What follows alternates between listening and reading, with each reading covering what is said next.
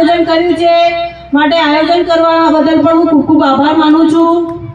બહુ દૂર દૂરથી જે લોકો આવ્યા છે, મારા વડીલો, ભાઈઓ, બહેનો, માતાઓ, બાળકો, એમને મારા વંદન। આ આયોજન કરવું બહુ સહેલું નથી હોતું માટે આયોજન કમિટીને ફરીથી આભાર માનું છું। આપણા આદરણીય મોદી સાહેબના નેતૃત્વમાં ભારતીય જનતા પાર્ટી એ ગૌ માતાના રક્ષણ કરવા માટે વરેલી છે। અહીંયા જે કથાનું આયોજન કર્યું છે બહુ સારું આયોજન છે અને કથા થકી દરેક મનુષ્યમાં ધર્મની ભાવના કહેવાય છે।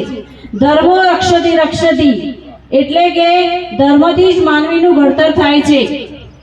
આપણા આદરણીય મોદી સાહેબે એમનું વચન આપેલું પૂરું કર્યું છે કે રામ મંદિરનું સ્થાપના કરવી। તમે જોયું કે 500 વર્ષથી જે કામ નહોતું થયું, 5 લાખ લોકોના લગભગ બલિદાનથી 22 જાન્યુઆરી 2024ના રોજ રામ મંદિરની અયોધ્યામાં પ્રાણ પ્રતિષ્ઠા થઈ।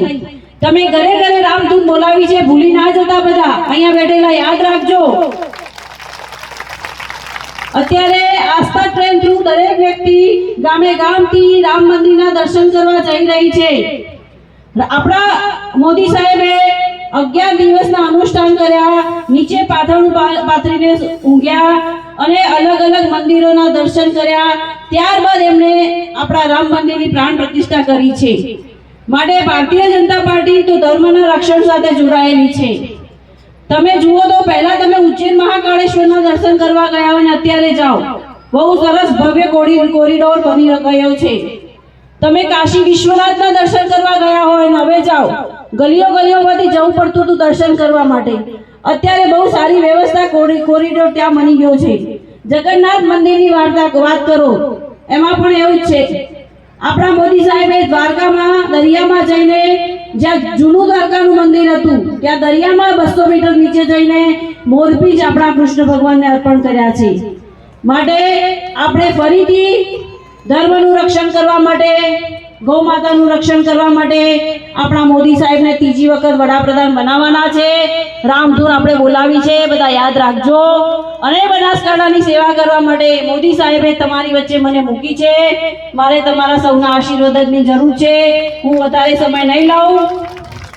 હું બનાસ ડેરીના અધ્યક્ષાપક ગલબાભાઈના પરિવારની દીકરી છું। એમણે જે સેવાના કાર્યો કર્યા છે તેને મારે વધુ આગળ લઈ જવા છે। તમે બધા મારી સાથે રહેજો।